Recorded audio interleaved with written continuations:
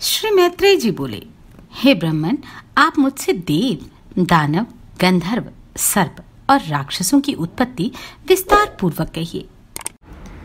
नमस्कार। अगर आप किसी कारणवश मुझे सब्सक्राइब नहीं कर सकते तो लाइक अवश्य कीजिएगा। श्री पराशर जी बोले, हे महामुने, स्वयंभू भगवान ब्रह्मा जी की ऐसी आज्ञा होने पर कि तुम प्रजा उत्पन्न करो, दक्ष ने पूर्व काल में जिस प्रकार प्राणियों की रचना की थी वह सुनो। उस समय पहले तो दक्ष ने ऋषि, गंधर्व, असुर और सर्प आदि मानसिक प्राणियों को ही उत्पन्न किया। इस प्रकार रचना करते हुए जब उनकी वह प्रजा और ना बढ़ी, उन प्रजापति ने सृष्टि की वृद्धि के लिए मन में विचार कर मैथुन धर्म से नाना प्रकार की प्रजा उत्पन्न करने की इच्छा से वीरण प्रजापति की अति तपस्विनी और लोकधारिणी पुत्री असकिनी से विवाह किया। तदनंतर वीरवान प्रजापति दक्ष ने सर्ग की वृद्धि के लिए वीरण सुता असकिनी से 5 सहस्त्र पुत्र उत्पन्न किए। उन्हें प्रजा वृद्धि के इच्छुक देख प्रियवादी देवर्षि नारद ने उनके निकट जाकर इस प्रकार कहा, हे महापराक्रमी हर्षवगण, आप लोगों की ऐसी चेष्टा प्रतीत होती है कि आप प्रजा उत्पन्न करेंगे, सो मेरा यह कथन सुनो। खेद की बात है, तुम लोग अभी निरे अनभिज्ञ हो, क्योंकि तुम इस पृथ्वी का मध्य, उधर्व अर्थात ऊपरी भाग और अध्य अर्थात नीचे का भाग कुछ भी नहीं जानते। फिर प्रजा की रचना किस प्रकार करोगे? देखो, तुम्हारी गति इस ब्रह्मांड के ऊपर नीचे और इधर उधर सब ओर अप्रतिहत अर्थात बेरोक टोक है।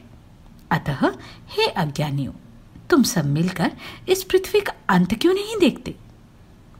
नारद जी के ये वचन सुनकर वे सब भिन्न भिन्न दिशाओं को चले गए और समुद्र में जाकर जिस प्रकार नदियां नहीं लौटती, उसी प्रकार वे भी आज तक नहीं लौटे। हर्षवों के इस प्रकार चले जाने पर प्रचेताओं के पुत्र दक्ष ने वैरणी से 1 सहस्त्र पुत्र और उत्पन्न किए। वे शबलाश्वगण भी प्रजा बढ़ाने के इच्छुक हुए, किंतु हे ब्राह्मण, उनसे नारद जी ने ही फिर पूर्वोक्त बातें कह दी। तब वे सब आपस में एक दूसरे से कहने लगे, महामुनि नारद जी ठीक कहते हैं, हमको भी इसमें संदेह नहीं, अपने भाइयों के मार्ग का ही अवलंबन करना चाहिए। हम भी पृथ्वी का परिमाण जानकर ही सृष्टि करेंगे। इस प्रकार वे भी उसी मार्ग से समस्त दिशाओं को चले गए और समुद्रगत नदियों के समान आज तक नहीं लौटे। हे द्विज, तब से ही यदि भाई को खोजने के लिए भाई ही जाए तो वह नष्ट हो जाता है। अतः विज्ञ पुरुष को ऐसा न करना चाहिए। महाभाग दक्ष प्रजापति ने उन पुत्रों को भी गए जान नारद जी पर बड़ा क्रोध किया और उन्हें शाप दे दिया। हे मैत्रेय, हमने सुना है कि फिर उस विद्वान प्रजापति ने सर्ग वृद्धि की इच्छा से वैरुणी से 60 कन्याएं उत्पन्न की। उनमें से उन्होंने 10 धर्म को, 13 कश्यप को, 27 सोम अर्थात चंद्रमा को और 4 अरिष्ट नेमि को दी तथा 2 बहुपुत्र, 2 अंगिरा और 2 कुशाश्व को ब्याही। अब उनके नाम सुनो। अरुंधति, वसु, यामी, लंबा, भानु, मरुत्वती, संकल्पा, मुहूर्ता, साध्या और विश्वा, ये 10 धर्म की पत्नियां थीं। अब तुम उनके पुत्रों का विवरण सुनो। विश्वा के पुत्र विश्वदेव थे, साध्या से साध्यगण हुए, मरुत्वती से मरुत्वान और वसु से वसुगण तथा भानु से भानु और मुहूर्ता से मुहूर्ताभिमानी देवगण हुए। लंबा से घोष, यामी से नागविथि और अरुंधति से समस्त पृथ्वी विषयक प्राणी हुए तथा संकल्पा से सर्वात्मक संकल्प की उत्पत्ति हुई। नाना प्रकार का वसु अर्थात तेज अथवा धन ही जिनका प्राण है, ऐसे ज्योति आदि जो 8 वसुगण विख्यात है। अब मैं उनके वंश का विस्तार बताता हूं। उनके नाम आप, ध्रुव, सोम, धर्म, अनिल अर्थात वायु, अनल, अर्थात अग्नि, प्रत्यूष और प्रभास कहे गए हैं। आपके पुत्र वैतंड, श्रम, शांत और ध्वनि हुए। ध्रुव के पुत्र लोक संहारक भगवान काल हुए। भगवान वर्चा सोम के पुत्र थे, जिनसे पुरुष वर्चस्वी अर्थात तेजस्वी हो जाता है, और धर्म के उनकी भार्या मनोहरा से द्रविण, हूत एवं हव्यवह तथा शिशिर, प्राण और वरुण नामक पुत्र हुए। अनिल की पत्नी शिवा थी, उससे अनिल के मनोजव और अविज्ञात आदि ये 2 पुत्र हुए। अग्नि के पुत्र कुमार शरस्तंभ अर्थात सरकंडे से उत्पन्न हुए थे।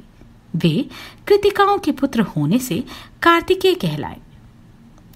शाख, विशाख और नैगमेय उनके छोटे भाई थे। देवल नामक ऋषि को प्रत्यूष का पुत्र कहा जाता है।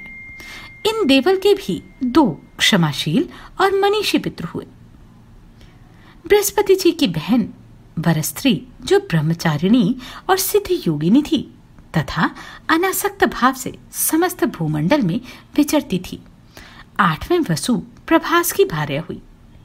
उससे सहस्त्रों शिल्पों, कारीगरों के कर्ता और देवताओं के शिल्पी महाभाग प्रजापति विश्वकर्मा का जन्म हुआ, जो समस्त शिल्पकारों में श्रेष्ठ और सब प्रकार के आभूषण बनाने वाले हुए, और जिन्होंने देवताओं के संपूर्ण विमानों की रचना की, और जिन महात्माओं की अवृष्कृता अर्थात शिल्प विद्या के आश्रय से बहुत से मनुष्य जीवन निर्वाह करते हैं। उन विश्वकर्मा के 4 पुत्र थे। उनके नाम सुनो। वे अजयकपाद, अहिर्बुर्धन्य, त्वष्टा और परम पुरुषार्थी रुद्र थे। उनमें से त्वष्टा के पुत्र महातपस्वी विश्वरूप थे। हे महामुने, हर, बहुरूप, त्र्यंबक, अपराजित, वृषाकपि, शंभु, कपर्दी, रैवत, मृगव्याध, शर्व और कपाली, ये त्रिलोकी के अधीश्वर 11 रुद्र कहे गए हैं। ऐसे सैकड़ों महातेजस्वी 11 रुद्र प्रसिद्ध हैं। जो दक्ष कन्याएं कश्यप जी की स्त्रियां हुई, उनके नाम सुनो। वे अदिति, दिति, तनु, अरिष्टा, सुरसा, खसा, सुरभि, विंता, ताम्रा, क्रोधवशा, ईरा, कद्रु और मुनि थी। हे धर्मज्ञ, अब तुम उनकी संतानों का विवरण श्रवण करो। पूर्व अर्थात चाक्षुष मनवंतर में तुषित नामक 12 श्रेष्ठ देवगण थे।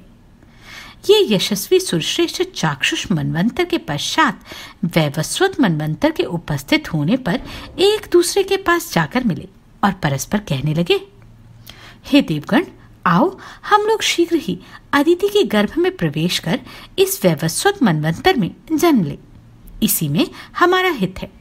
इस प्रकार चाक्षुष मनवंतर में निश्चय कर उन सब ने मरीचि पुत्र कश्यप जी के यहाँ दक्ष कन्या अदिति के गर्भ से जन्म लिया। वे अति तेजस्वी उससे उत्पन्न होकर विष्णु, इंद्र, अर्यमा, धाता, त्वष्टा, पूषा, विवस्वान, सविता, मैत्र, वरुण, अंशु और भग नामक 12 आदित्य कहलाए। इस प्रकार पहले चाक्षुष मनवंतर में जो तुषित नामक देवगण थे, वे ही वैवस्वत मनवंतर में 12 आदित्य हुए। सोम की जिन 27 सुव्रता पत्नियों के विषय में पहले कह चुके हैं, वे सब नक्षत्र योगिनी हैं और उन नामों से ही विख्यात हैं। उन अति तेजस्विनियों से अनेक प्रतिभाशाली पुत्र उत्पन्न हुए। अरिष्टनेमि की पत्नियों के 16 पुत्र हुए। बुद्धिमान बहुपुत्र की भार्या अर्थात कपिला, अतिलोहिता, पीता और अशिता नामक 4 प्रकार की विद्युत कही जाती हैं। ब्रह्म ऋषियों से सत्कृत ऋचाओं के अभिमानी देवश्रेष्ठ प्रतिंगिरा से उत्पन्न हुए हैं तथा शास्त्रों के अभिमानी देवप्रहरण नामक देवगण देवऋषि कृशाशिर्फ की संतान कहे गए हैं। हेतात 8 वसु, 11 रुद्र, 12 आदित्य, प्रजापति और वष्टकार, ये 33 वेदोक्त देवता अपनी इच्छानुसार जन्म लेने वाले हैं। कहते हैं इस लोक में इनकी उत्पत्ति और निरोध निरंतर हुआ करते हैं। ये 1000 युग के अनंतर पुनः पुनः उत्पन्न होते रहते हैं। हे मैत्रेय, जिस प्रकार लोक में सूर्य के अस्त और उदय निरंतर हुआ करते हैं, उसी प्रकार ये देवगण भी युग युग में उत्पन्न होते रहते हैं। हमने सुना है दिति के कश्यप जी के वीर से परम दुर्जय हिरण्यकश्यपु और हिरण्याक्ष नामक 2 पुत्र तथा सिंहिका नाम की एक कन्या हुई, जो विप्रचिति को विवाह गई। हिरण्यकश्यपु के अति तेजस्वी और महापराक्रमी अनुलाद, हलाद, बुद्धिमान प्रहलाद और संघलाद नामक 4 पुत्र हुए, जो दैत्यवंश को बढ़ाने वाले थे। हे महाभाग, उनमें प्रहलाद जी सर्वत्र समदर्शी और जितेंद्रिय थे, जिन्होंने श्री विष्णु भगवान की परम भक्ति का वर्णन किया था, जिनको दैत्यराज द्वारा दीप्त किए हुए अग्नि ने उनके सर्वांग में व्याप्त होकर भी हृदय में वासुदेव भगवान के स्थित रहने से नहीं जलाया। जिन महाबुद्धिमान के पाशबद्ध होकर समुद्र के जल में पड़े पड़े इधर उधर हिलने डुलने से सारी पृथ्वी हिलने लगी थी, जिनका पर्वत के समान कठोर शरीर सर्वत्र भगवत चित रहने के कारण दैत्यराज के चलाए हुए अस्त्र शस्त्रों से भी छिन्न भिन्न नहीं हुआ। दैत्यराज द्वारा प्रेरित विषाग्नि से प्रज्वलित मुख वाले सर्प भी जिन महातेजस्वी का अंत नहीं कर सके, जिन्होंने भगवत स्मरण रूपी कवच धारण किए रहने के कारण पुरुषोत्तम भगवान का स्मरण करते हुए पत्थरों की मार पड़ने पर भी अपने प्राणों को नहीं छोड़ा। स्वर्ग निवासी दैत्यपति द्वारा ऊपर से गिराए जाने पर जिन महामती को पृथ्वी ने पास जाकर बीच में ही अपनी गोद में धारण कर लिया, चित्त में श्री मधुसूदन भगवान के स्थित रहने से दैत्यराज का नियुक्त किया हुआ सबका शोषण करने वाला वायु जिनके शरीर में लगने से शांत हो गया। दैत्येंद्र द्वारा आक्रमण के लिए नियुक्त उन्मत्त दिग्गजों के दांत जिनके वक्षस्थल में लगने से टूट गए और उनका सारा मद चूर्ण हो गया। पूर्व काल में दैत्यराज के पुरोहितों की उत्पन्न की हुई कृता भी जिनके गोविंदा सक्त चित्त भक्तराज के अंतः का कारण नहीं हो सकी, जिनके ऊपर प्रयुक्त की हुई अति मायावी शंबासुर की हजारों मायाएं श्री कृष्ण चंद्र के चक्र से व्यर्थ हो गईं, जिन मतिमान और निर्मत्सर ने दैत्यराज के रसोइयों के लाए हुए हलाहल विष को निर्विकार भाव से पचा लिया, जो इस संसार में समस्त प्राणियों के प्रति समानचित और अपने समान ही दूसरों के लिए भी परम प्रेम युक्त थे, और जो परम धर्मात्मा महापुरुष सत्य एवं शौर्य आदि गुणों की खान तथा समस्त साधु पुरुषों के लिए उपमान स्वरूप हुए थे। श्री मैत्रेय जी बोले, आपने महात्मा मनुपुत्रों के वंशों का वर्णन किया और यह भी बताया कि इस जगत के सनातन कारण भगवान विष्णु ही हैं। किंतु भगवान, आपने जो कहा कि दैत्य श्रेष्ठ प्रहलाद जी को ना तो अग्नि ने ही भस्म किया और ना उन्होंने अस्त्र शस्त्रों से आघात किए जाने पर ही अपने प्राणों को छोड़ा, तथा पाशबद्ध होकर समुद्र के जल में पड़े रहने पर उनके हिलते डुलते हुए अंगों से आहत होकर पृथ्वी डगमगाने लगी और शरीर पर पत्थरों की बौछार पड़ने पर भी वे नहीं मरे। इस प्रकार जिन महाबुद्धिमान का आपने बहुत ही महात्म्य वर्णन किया है, हे मुने, जिन अति तेजस्वी महात्मा के ऐसे चरित्र हैं, मैं उन परम विष्णु भक्त का अतुलित प्रभाव सुनना चाहता हूं। हे मुनिवर, वे तो बड़े ही धर्मपरायण थे, फिर दैत्यों ने उन्हें क्यों अस्त्र शस्त्रों से पीड़ित किया और क्यों समुद्र के जल में डाला? उन्होंने किस लिए उन्हें पर्वतों से दबाया? किस कारण सर्पों से डसाया? क्यों पर्वत शिखर से गिराया और क्यों अग्नि में डलवाया? उन महादैत्यों ने उन्हें दिग्गजों के दांतों से क्यों रुंधवाया और क्यों सर्वशोषक वायु को उनके लिए नियुक्त किया? हे मुने, उन पर दैत्य गुरुओं ने किस लिए कृत्या का प्रयोग किया और शंबरासुर ने क्यों अपनी सहस्त्रों मायाओं का वार किया? उन महात्मा को मारने के लिए दैत्यराज के रसोइये ने, जिसे वे महाबुद्धिमान पचा गए थे, ऐसा हलाहल विष क्यों दिया? हे महाभाग, महात्मा प्रहलाद का ये संपूर्ण चरित्र जो उनके महान महात्म्य का सूचक है, मैं सुनना चाहता हूं। यदि दैत्यगण उन्हें नहीं मार सके तो इसका मुझे कोई आश्चर्य नहीं है, क्योंकि जिसका मन अनन्य भाव से भगवान विष्णु में लगा हुआ है उसको भला कौन मार सकता है। आश्चर्य तो इसी का है कि जो नित्य धर्मपरायण और भगवत आराधना में तत्पर रहते हैं, उनसे उनके ही कुल में उत्पन्न हुए दैत्यों ने ऐसा अति दुष्कर द्वेष किया, क्योंकि ऐसे समदर्शी और धर्मभीरू पुरुषों से तो किसी का भी द्वेष होना अत्यंत कठिन है। उन धर्मात्मा महाभाग मत्सरहीन विष्णु भक्त को दैत्यों ने किस कारण से इतना कष्ट दिया, सो आप मुझसे कहिए। महात्मा लोग तो ऐसे गुण संपन्न साधु पुरुषों के विपक्षी होने पर भी उन पर किसी प्रकार का प्रहार नहीं करते, फिर स्वपक्ष में होने पर तो कहना ही क्या है। इसलिए हे मुनि श्रेष्ठ, यह संपूर्ण वृतांत विस्तार पूर्वक वर्णन कीजिए। मैं उन दैत्यराज का संपूर्ण चरित्र सुनना चाहता हूं। श्री पराशर जी बोले, हे मैत्रेय, उन सर्वदा उदारचरित परम बुद्धिमान महात्मा प्रहलाद जी का चरित्र तुम ध्यान पूर्वक श्रवण करो। पूर्व काल में दिति के पुत्र महाबली हिरण्यकश्यपु ने ब्रह्मा जी के वर से गर्वयुक्त अर्थात सशक्त होकर संपूर्ण त्रिलोकी को अपने वशीभूत कर लिया था। वह दैत्य इंद्रपद का भोग करता था। वह महान असुर स्वयं ही सूर्य, वायु, अग्नि, वरुण और चंद्रमा बना हुआ था। वह स्वयं ही कुबेर और यमराज भी था, और वह असुर स्वयं ही संपूर्ण यज्ञ भोगों को भोगता था। हे मुनि सत्तम, उसके भय से देवगण स्वर्ग को छोड़कर मनुष्य शरीर धारण कर भूमंडल में विचरने लगे थे। इस प्रकार संपूर्ण त्रिलोकी को जीतकर त्रिभुवन के वैभव से गर्वित हुआ और गंधर्वों से अपनी स्तुति सुनता हुआ वह अपनी अभिष्ट भोगों को भोगता था। उस समय उस मद्यपानासक्त महाकाय हिरण्यकश्यपु की ही समस्त सिद्ध गंधर्व और नाग आदि उपासना करते थे।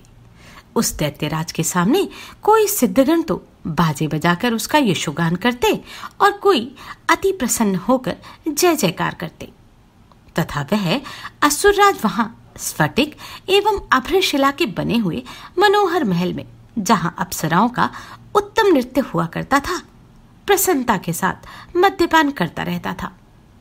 उसका प्रहलाद नामक महाभाग्यवान पुत्र था। वह बालक गुरु के यहाँ जाकर बालोचित पाठ पढ़ने लगा।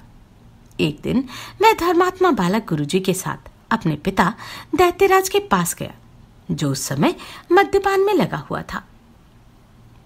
तब अपने चरणों में झुके हुए अपने परम तेजस्वी पुत्र प्रहलाद जी को उठाकर पिता हिरण्यकश्यपु ने कहा, वत्स, अब तक अध्ययन में निरंतर तत्पर रहकर तुमने जो कुछ पढ़ा है उसका सारभूत शुभ भाषण हमें सुनाओ। प्रहलाद जी बोले, पिताजी, मेरे मन में जो सबके सारांश रूप से स्थित है वह मैं आपकी आज्ञानुसार सुनाता हूं। सावधान होकर सुनिए। जो आदि, मध्य और अंत से रहित, अजन्मा, वृद्धि, क्षय शून्य और अच्युत है, समस्त कारणों के कारण तथा जगत के स्थिति और अंतकर्ता उन श्रीहरि को मैं प्रणाम करता हूं।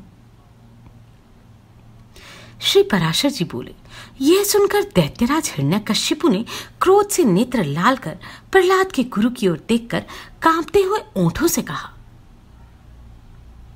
रे दुर्बुद्धि, ब्राह्मण अधम, यह क्या? तूने मेरी अवज्ञा कर इस बालक को मेरे विपक्षी की स्तुति से युक्त आसार शिक्षा दी है। गुरुजी ने कहा, दैत्यराज, आपको क्रोध के वशीभूत ना होना चाहिए। आपका यह पुत्र मेरी सिखाई हुई बात नहीं कह रहा है। हिरण्यकश्यपु बोला, बेटा प्रहलाद, बताओ तो तुमको यह शिक्षा किसने दी है? तुम्हारे गुरुजी कहते हैं मैंने तो इसे ऐसा उपदेश दिया नहीं।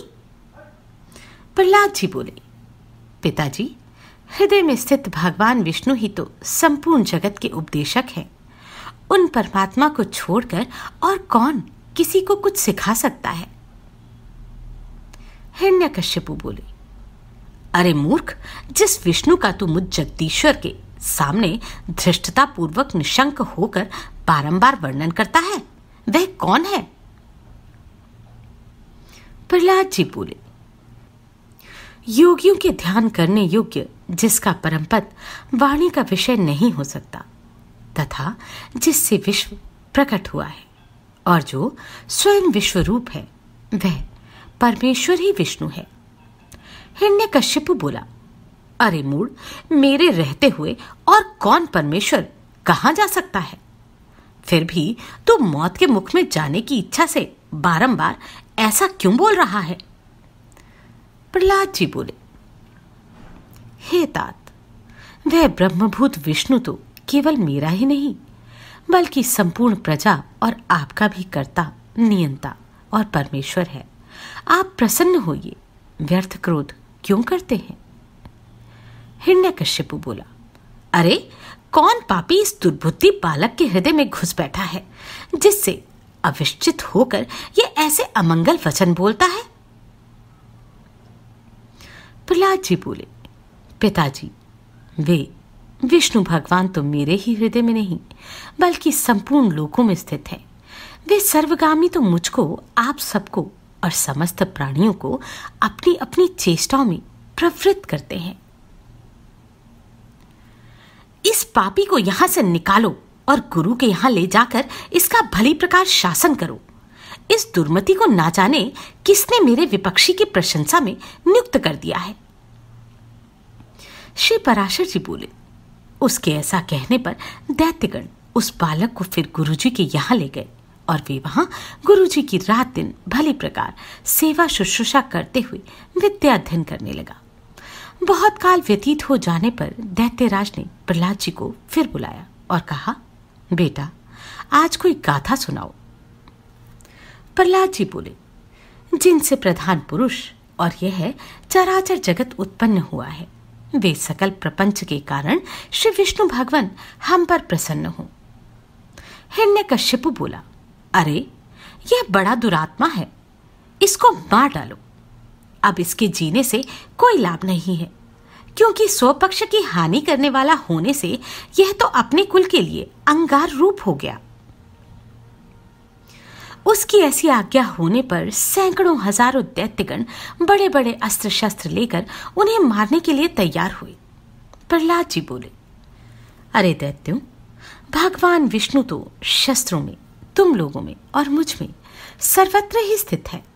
इस सत्य के प्रभाव से इन अस्त्र शस्त्रों का मेरे ऊपर कोई प्रभाव ना हो, तब तो उन सैकड़ों दैत्यों के शस्त्र समूह का आघात होने पर भी उनको तनिक सी भी वेदना न हुई। वे फिर भी ज्यों के त्यों नवीन बल संपन्न ही रहे। हिरण्यकश्यपु बोला, अरे दुर्बुद्धि, अब तू विपक्षी की स्तुति करना छोड़ दे। जा, मैं तुझे अभयदान देता हूं, अब और अधिक नादान मत बन। प्रहलाद जी बोले, हे तात, जिनके स्मरण मात्र से जन्म, जरा और मृत्यु आदि के समस्त भय दूर हो जाते हैं, उन सकल भयहारी अनंत के हृदय में स्थित रहते हुए भय कहां रह सकता है? हिरण्यकश्यपु बोला, अरे सर्पों, इस अत्यंत दुर्बुद्धि और दुराचारी को अपनी विषाग्नि संतप्त मुखों से काटकर शीघ्र ही नष्ट कर दो। श्री पराशर जी बोले, ऐसी आज्ञा होने पर अति क्रूर और विषधर तक्षक आदि सर्पों ने उनके समस्त अंगों में काटा, किंतु उन्हें तो श्री कृष्ण चंद्र में आसक्त चित्त रहने के कारण भगवत स्मरण के परमानंद में डूबे रहने से उन महासर्पों के काटने पर भी अपने शरीर की कोई सुधि नहीं हुई। सर्प बोले, हे दैत्यराज, देखो हमारी दाढ़ें टूट गईं, मणियां चटकने लगी, फणों में पीड़ा होने लगी और हृदय कांपने लगा, तथापि इसकी त्वचा तो जरा भी नहीं कटी। इसलिए अब आप हमें कोई और कार्य बताइए। हे दिग्गजों, तुम सब अपनी संकीर्ण दांतों को मिलाकर मेरे शत्रु पक्ष द्वारा बहकाकर मुझसे विमुख किए हुए इस बालक को मार डालो। देखो, जैसे अग्नि से उत्पन्न हुआ अग्नि उसी को जला डालता है, उसी प्रकार कोई कोई जिससे उत्पन्न होते हैं उसी के नाश करने वाले हो जाते हैं। तब पर्वत शिखर के समान विशालकाय दिग्गजों ने उस बालक को पृथ्वी पर पटक कर अपने दांतों से खूब रौंदा, किंतु श्री गोविंद का स्मरण करते रहने से हाथियों के हजारों दांत उनके वक्षस्थल से टकराकर टूट गए। तब उन्होंने पिता हिरण्यकशिपु से कहा, ये जो हाथियों के वज्र के समान कठोर दांत टूट गए हैं, इसमें मेरा कोई बल नहीं है। यह तो श्री जनार्दन भगवान के महाविपत्ति और कलेशों के नष्ट करने वाले स्मरण का ही प्रभाव है। हिरण्यकशिपु बोला, अरे दिग्गजों, तुम हट जाओ।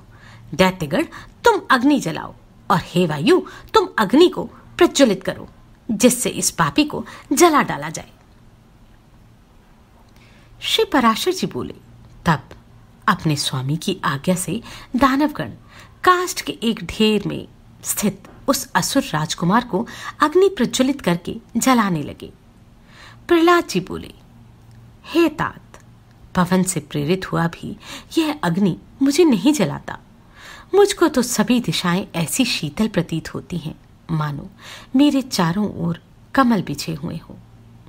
तदनंतर शुक्र जी के पुत्र बड़े वाग्मी महात्मा षडामर्क आदि पुरोहितगण सामनीति से दैत्यराज की बढ़ाई करते हुए बोले, हे राजन, आपने इस बालक पुत्र के प्रति अपना क्रोध शांत कीजिए। आपको तो देवताओं पर ही क्रोध करना चाहिए, क्योंकि उसकी सफलता तो वही है। हे राजन, हम आपके इस बालक को ऐसी शिक्षा देंगे जिससे यह विपक्ष के नाश का कारण होकर आपके प्रति अति विनीत हो जाएगा। हे दैत्यराज, बाल्यावस्था तो सब प्रकार के दोषों का आश्रय होती ही है, इसलिए आपको इस बालक पर अत्यंत क्रोध का प्रयोग नहीं करना चाहिए। यदि हमारे कहने से भी यह विष्णु का पक्ष नहीं छोड़ेगा, तो हम इसको नष्ट करने के लिए किसी प्रकार न टलने वाली कृत्या उत्पन्न करेंगे। श्री पराशर जी ने कहा, पुरोहितों के इस प्रकार प्रार्थना करने पर दैत्यराज ने दैत्यों द्वारा प्रहलाद को अग्नि समूह से बाहर निकलवाया। फिर प्रहलाद जी गुरु जी के यहाँ रहते हुए उनके पढ़ा चुकने पर अन्य दानव कुमारों की बार बार उपदेश देने लगे। प्रहलाद जी बोले, हे दैत्य कुलोत्पन्न असुर बालकों, सुनो, मैं तुम्हें परामर्श का उपदेश करता हूं। तुम इसे अन्यथा न समझना, क्योंकि मेरे ऐसा कहने में किसी प्रकार का लोभादि कारण नहीं है। सभी जीव जन्म, बालावस्था और फिर यौवन प्राप्त करते हैं। तत्पश्चात दिन दिन वृद्धावस्था की प्राप्ति भी अनिवार्य ही है। और हे दैत्य राजकुमारों, फिर यह जीव मृत्यु के मुख में चला जाता है। यह हम और तुम सभी प्रत्यक्ष देखते हैं। मरने पर पुनर्जन्म होता है, यह नियम भी कभी नहीं टलता। इस विषय में श्रुति स्मृति रूप आगम भी प्रमाण है कि बिना उपादान के कोई वस्तु उत्पन्न नहीं होती। पूर्वजन्म प्राप्त कराने वाली गर्भवास आदि जितनी अवस्थाएं हैं, उन सबको दुख रूप ही जानो।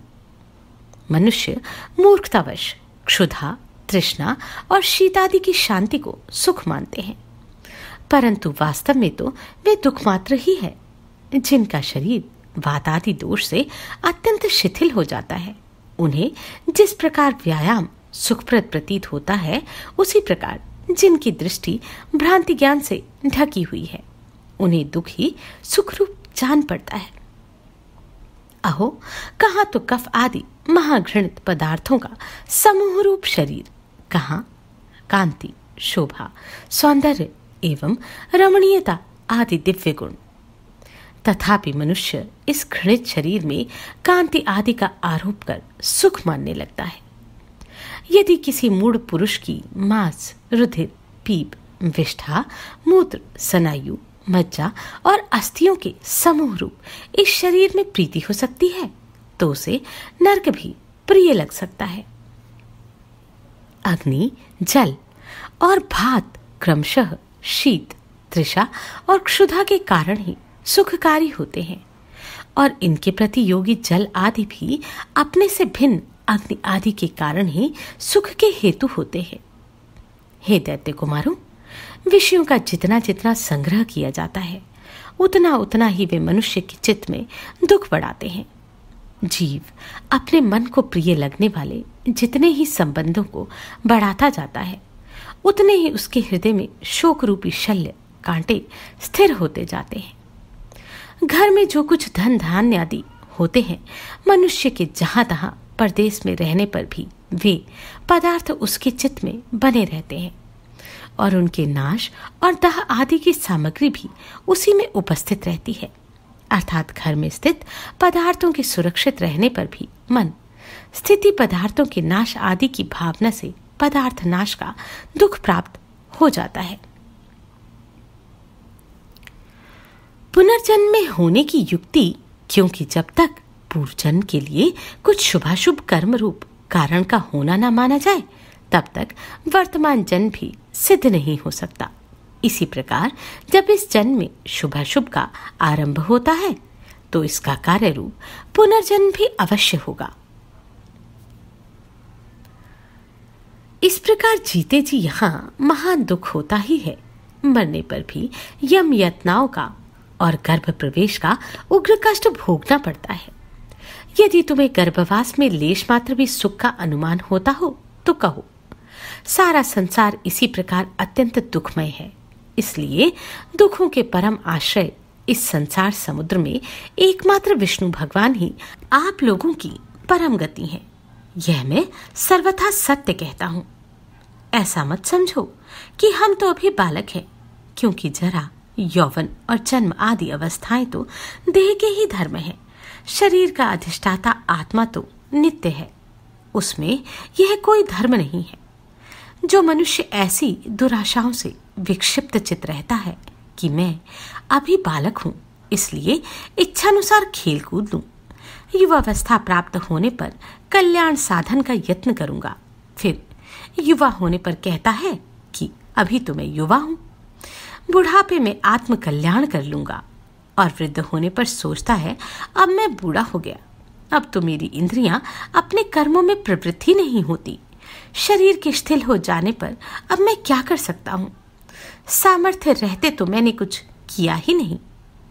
वह अपने कल्याण पथ पर कभी अग्रसर नहीं होता, केवल भोग तृष्णा में ही व्याकुल रहता है।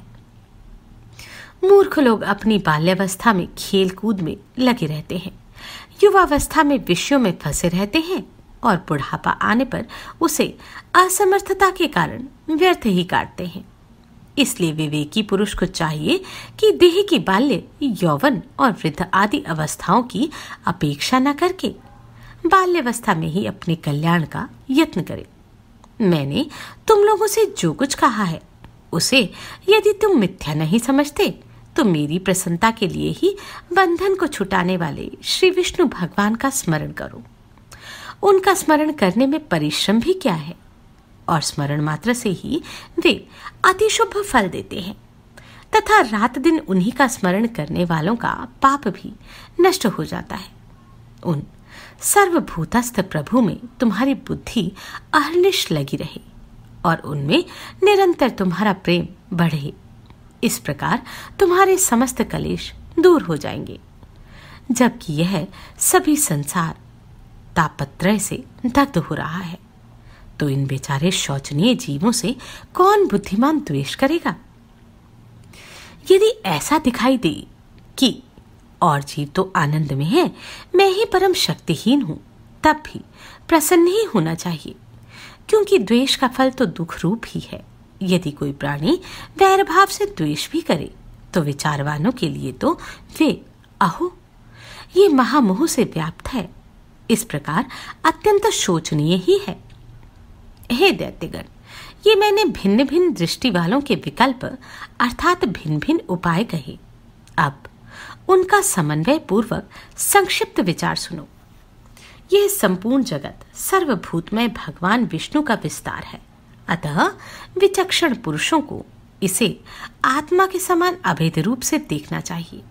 इसलिए दैत्य भाव को छोड़कर हम और तुम ऐसा यत्न करें जिससे शांति लाभ कर सके, जो परम शांति अग्नि, सूर्य, चंद्रमा, वायु, मेघ, वरुण, सिद्ध, राक्षस, यक्ष, दैत्यराज, सर्प, किन्नर, मनुष्य, पशु और अपने दोषों से तथा ज्वर, नेत्र रोग, अतिसार, पलीहा अर्थात तिल्ली और गुल्म आदि रोगों से एवं द्वेष, ईर्ष्या, मत्सर, राग, लोभ और किसी अन्य भाव से भी कभी क्षीण नहीं होती, और जो सर्वदा अत्यंत निर्मल है, उसे मनुष्य अमल स्वरूप श्री केशव में मनोनिवेश करने से प्राप्त कर लेता है।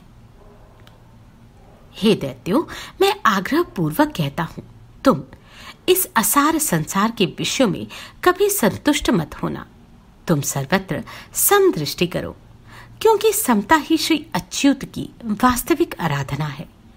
उन अच्युत के प्रसन्न होने पर फिर संसार में दुर्लभ ही क्या है। तुम धर्म, अर्थ और काम की इच्छा कभी न करना, वे तो अत्यंत तुच्छ हैं। उस ब्रह्मरूप महावृक्ष का आश्रय लेने पर जो तुम निसंदेह मोक्ष रूप महाफल प्राप्त कर लोगे। नमस्कार, मैं आभा शर्मा जावास। यदि आपको मेरा ये प्रयत्न सराहनीय लगा हो तो मुझे सब्सक्राइब करके प्रोत्साहित करें।